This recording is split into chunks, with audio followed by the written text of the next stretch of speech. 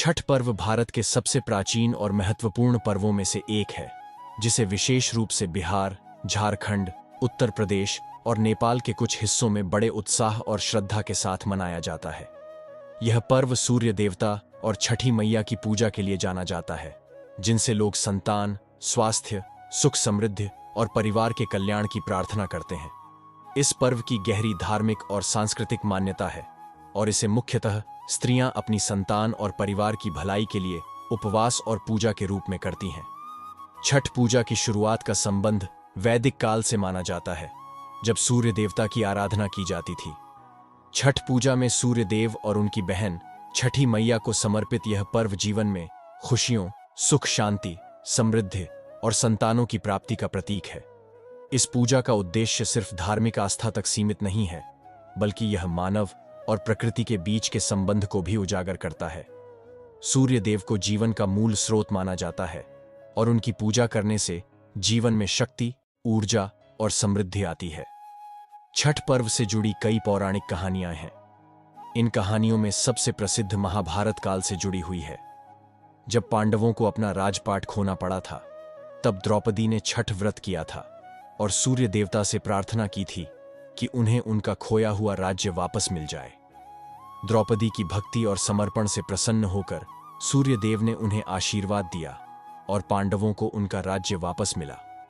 इसके अलावा भगवान राम और माता सीता से जुड़ी एक और कथा भी है। जब भगवान राम और माता सीता अपने 14 वर्ष के वनवास के बाद अयोध्या लौटे, तो उन्होंने अपने राज्य के सुख समृद्धि और कल्याण के लिए छठ व्रत किया। माता सीता ने सूर्य देवता और छठी मैया की पूजा की और उनकी कृपा से अयोध्या में फिर से खुशहाली और समृद्धि आई। इन पौराणिक कहानियों के आधार पर छठ पर्व का महत्व आज भी लोगों के जीवन में गहरा है, खासकर उन लोगों के लिए जो संतान सुख की चाहत रखते हैं या अपने परिवार की भलाई के लिए विशेष आशीर्वाद की कामना करते हैं। रेखा और विजय की कहानी। रेखा और विजय की शादी को कई वर्ष बीत चुके थे, लेकिन उनकी गोद अब तक सूनी थी। दोनों ने अपनी ओर से हर संभव प्रयास किए थे। चिकित्सा उपचार, धार्मिक अनुष्ठान और समाज के विभिन्न उपायों का सहारा लिया था, लेकिन किसी भी प्रयास से उन्हें संतान सुख नहीं मिल पाया। समाज और परिवार से आने वाले दबाव ने उनके जीवन में निराशा और उदासी भर दी थी। रेखा अक्सर समाज के तानों और आलोचनाओं का सामना करती और उसकी पीड़ा हर दिन बढ़ती जाती। विजय एक सहृदय और धैर्यवान पति था। वह रेखा का हर स्थिति में साथ देता और उसे समझाता कि सब कुछ समय की बात है। लेकिन कहीं ना कहीं विजय के मन में भी एक अधूरापन था। संतान सुख की कमी ने उनके दाम्पत्य जीवन को एक खालीपन सा महसूस करवाया, जो धीरे धीरे मानसिक तनाव का कारण बन रहा था। एक दिन रेखा ने गांव की बुजुर्ग महिला से मुलाकात की, जो हर समस्या का समाधान भगवान और पूजा पाठ में ढूंढती थी। उस बुजुर्ग महिला ने रेखा को छठी मैया का व्रत करने की सलाह दी। उसने बताया कि छठी मैया उन सभी का कल्याण करती हैं जो सच्चे मन से उनकी पूजा करते हैं, और विशेषकर वे जो संतान सुख की इच्छा रखते हैं। छठी मैया की कृपा से संतानहीन दंपति भी संतान सुख प्राप्त कर सकते हैं। यह सुनकर रेखा के मन में एक नई आशा की किरण जाग उठी। रेखा ने विजय से इस बारे में चर्चा की और दोनों ने छठ पूजा का व्रत करने का निश्चय किया। छठ पूजा के नियम अत्यंत कठिन होते हैं, लेकिन रेखा और विजय ने पूरे मनोयोग से इस व्रत को किया। पूजा के 4 दिनों तक रेखा ने उपवास रखा, बिना पानी के कठिन तप किया और सूर्यास्त के समय डूबते सूर्य को अर्घ्य देकर छठी मैया की आराधना की। विजय ने भी पूरे समर्पण के साथ रेखा का साथ दिया और इस कठिन व्रत में उसका सहयोग किया। छठ पूजा के दौरान रेखा ने छठी मैया से सच्चे दिल से प्रार्थना की कि उनकी कृपा से वह संतान सुख प्राप्त कर सके। उसका विश्वास इतना प्रबल था कि उसने पूजा के दौरान अपने मन को पूरी तरह से छठी मैया के चरणों में समर्पित कर दिया। पूजा के आखिरी दिन जब सूर्योदय के समय रेखा ने उगते सूर्य को अर्घ्य दिया, तो उसने महसूस किया कि उसके मन में एक गहरा शांति और संतोष का भाव भर गया है। ऐसा लगा जैसे छठी मैया ने उसकी प्रार्थना सुन ली है। पूजा के कुछ महीनों बाद रेखा ने विजय को बताया कि वह गर्भवती है। यह सुनकर विजय की आंखों में खुशी के आंसू आ गए। उनके लिए यह एक चमत्कार से कम नहीं था। दोनों ने इसे छठी मैया का आशीर्वाद माना और उनकी कृपा के प्रति कृतज्ञता व्यक्त की। रेखा ने अपनी गर्भावस्था के दौरान भी छठी मैया की पूजा की और हर दिन उनका आशीर्वाद मांगा कि उनकी संतान स्वस्थ और समृद्ध हो। कुछ महीनों बाद रेखा ने एक सुंदर और स्वस्थ बच्चे को जन्म दिया। यह उनके जीवन का सबसे सुखद और महत्वपूर्ण क्षण था। उन्होंने अपनी संतान को छठी मैया का प्रसाद माना और उसे उन्हीं के आशीर्वाद से मिला हुआ उपहार समझा।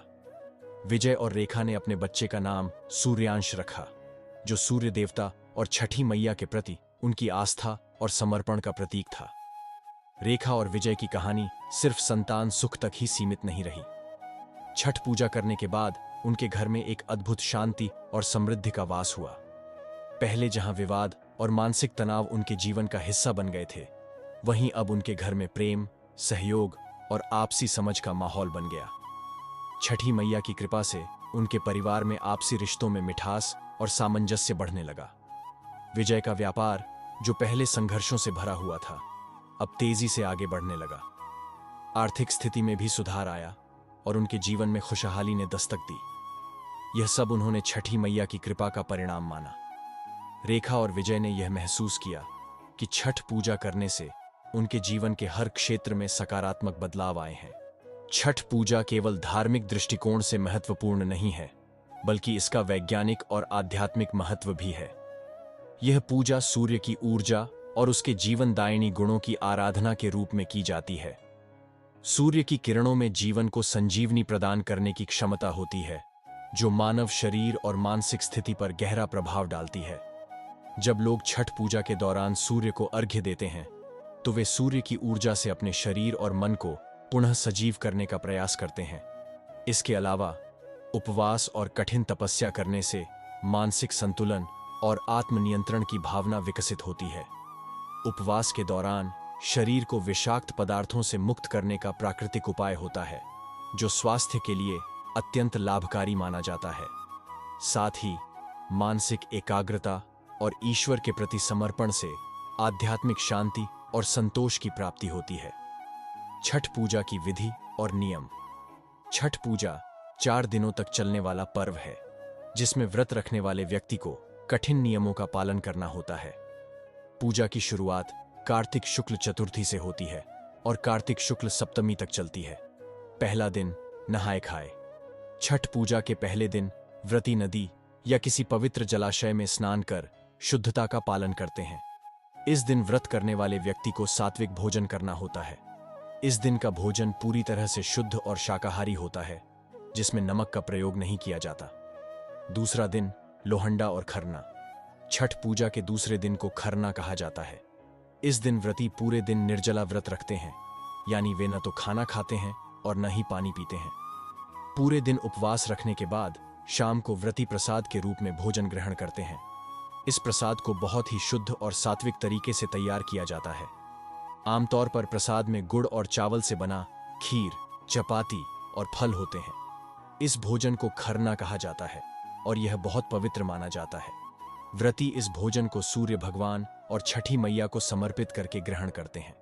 खरना के बाद से अगले दिन यानी तीसरे दिन तक व्रती पूरी तरह से उपवास करते हैं। इस दौरान वे जल भी ग्रहण नहीं करते। यह कठिन तपस्या का समय होता है और व्रती पूरे मन से छठी मैया की आराधना करते हैं। तीसरा दिन संध्या अर्घ्य। छठ पूजा के तीसरे दिन का महत्व विशेष होता है। इस दिन व्रती डूबते सूर्य को अर्घ्य देते हैं।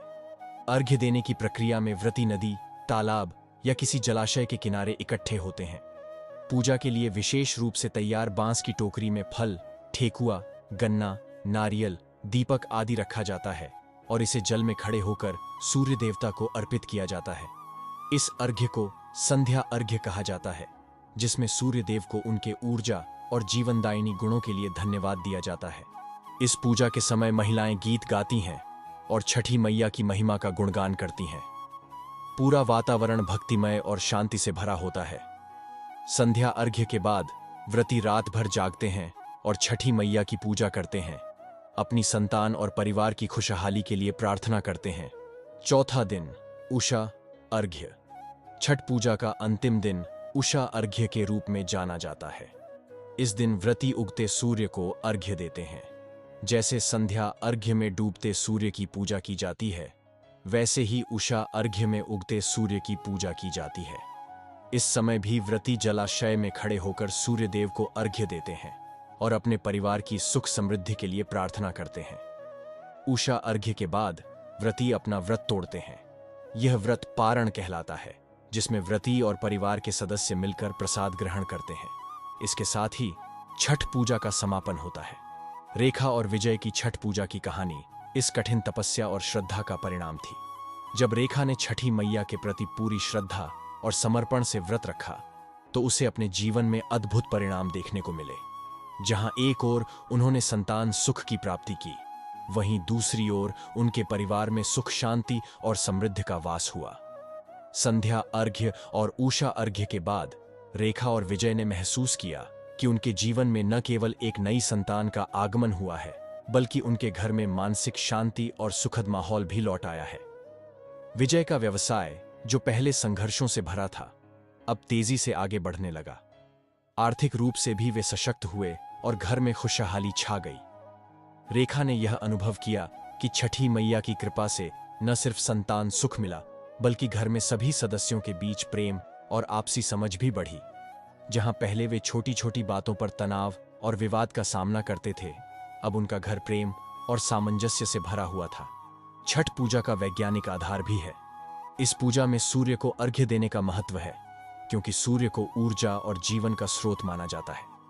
सूर्य की किरणें शरीर के लिए अत्यधिक लाभकारी होती हैं। जब लोग सुबह सुबह या संध्या के समय सूर्य को अर्घ्य देते हैं, तो सूर्य की किरणों से उन्हें स्वास्थ्य लाभ मिलता है। यह माना जाता है कि सूर्य की किरणें शरीर को विटामिन डी प्रदान करती हैं, जो हड्डियों और इम्यून सिस्टम के लिए लाभकारी होता है। इसके अलावा छठ पूजा में व्रत रखने की प्रक्रिया मानसिक और शारीरिक शुद्धि का एक साधन मानी जाती है। उपवास रखने से शरीर के विषाक्त पदार्थ निकल जाते हैं और मन को एकाग्र करने में मदद मिलती है। मानसिक रूप से यह व्रत व्यक्ति को ईश्वर के प्रति समर्पण और तपस्या का अनुभव कराता है, जिससे आत्मिक शांति प्राप्त होती है। छठ पूजा का आध्यात्मिक पक्ष भी बहुत गहरा है। यह पर्व न केवल धार्मिक अनुष्ठान है, बल्कि यह मानव और प्रकृति के बीच के संबंध को भी स्थापित करता है। जब व्यक्ति सूर्य की आराधना करता है, तो वह प्रकृति के प्रति अपनी कृतज्ञता प्रकट करता है। यह पर्व जीवन के मूल सिद्धांतों, शक्ति, धैर्य, समर्पण और संतुलन को महत्व देता है। छठ पूजा के बाद रेखा और विजय का जीवन पहले जैसा नहीं रहा।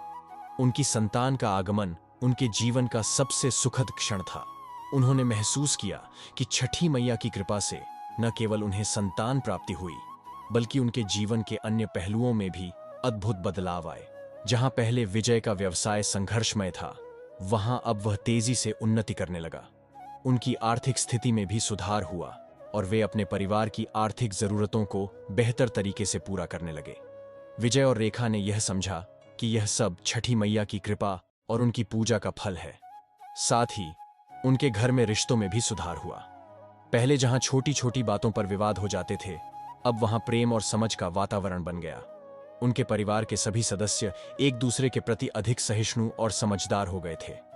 छठ पूजा न केवल धार्मिक रूप से, बल्कि सामाजिक और सांस्कृतिक दृष्टिकोण से भी महत्वपूर्ण है। इस पर्व में परिवार और समाज के सभी लोग मिलकर पूजा करते हैं। यह पर्व समुदाय के लोगों को एक साथ जोड़ता है और उनमें आपसी प्रेम और भाईचारे की भावना को प्रबल करता है। छठ पूजा के दौरान लोग एक दूसरे के घर प्रसाद भेजते हैं और मिलजुल कर पूजा करते हैं, जिससे सामाजिक एकता और सौहार्द का विकास होता है। छठ पूजा का एक और महत्वपूर्ण पहलू है इसकी सादगी और पवित्रता। इस पर्व में किसी प्रकार की तामझाम या दिखावे की आवश्यकता नहीं होती।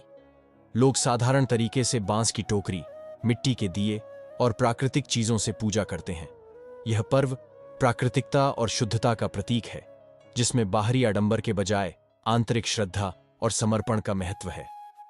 रेखा और विजय की कहानी छठ पूजा के महत्व और छठी मैया की कृपा का एक जीवंत उदाहरण है। इस पूजा के माध्यम से उन्होंने न केवल संतान सुख प्राप्त किया, बल्कि उनके जीवन में सुख, शांति और समृद्धि का भी वास हुआ। छठ पूजा के कठिन नियमों और तपस्या ने उनके जीवन में एक नई दिशा दी और उन्होंने छठी मैया के आशीर्वाद से अपने जीवन को सुखमय बना लिया। छठ पूजा न केवल धार्मिक अनुष्ठान है, बल्कि यह जीवन के गहरे सिद्धांतों को समझने और उन्हें अपनाने का एक माध्यम है। यह पर्व हमें सिखाता है कि धैर्य, समर्पण और श्रद्धा के साथ की गई पूजा और तपस्या का फल अवश्य मिलता है। रेखा और विजय ने अपनी संतान को छठी मैया का प्रसाद माना और हर वर्ष पूरे श्रद्धा के साथ छठ पर्व मनाने लगे ताकि उनका परिवार सदा सुखी और समृद्ध रहे। छठी मैया की पूजा से उन्हें न केवल संतान सुख मिला बल्कि उनका जीवन भी खुशियों से भर गया। अगर आप सभी को यह छठ पर्व का वीडियो अच्छी लगी हो तो हमारे चैनल को सब्सक्राइब करें और वीडियो को लाइक करें और कमेंट करें। जय छठी मैया लिखें।